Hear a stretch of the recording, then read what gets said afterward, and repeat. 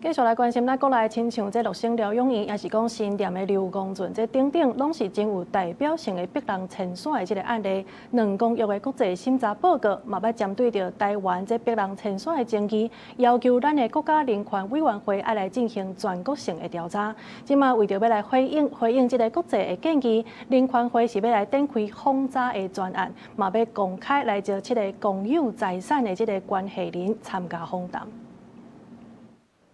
一个公有土地过去互政府温存期面直接大，也是私人买卖。不过后来为着公共工程，也是土地开发等等，政府要收回却引起迫迁的情形，定有听到。像乐生疗养院、新店刘公圳拢发生过居住权抗争行动。国家人权委员会为着要了解行政机关在处理公有财产占用案件的时，是不是利用拍官司来回避公共义务，造成侵害居住权的问题，准备要针对英国7个迫迁案例展开轰炸。这里面有台北华光社区，有卧龙街案，有板桥大观社区、蟾蜍山聚落、新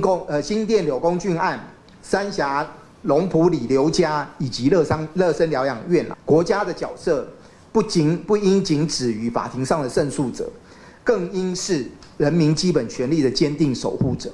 人权会和核数单位合作，希望公开招这7个案例40位当事人，也是家属，也有捌参与抗争行动的民间团体来访谈，了解因当时拄到什么状况，做历史保存跟未来政策规划和修法的参考。我们在做这个研究的时候，其实应该要确保多元的观点可以纳入我们的调查报告。所以，除了刚才所提到的最重要的利害关系人之外呢，我们也会在征询专家学者、媒体还有政府机关的意见。我们尝试从多元的观点来进行分析。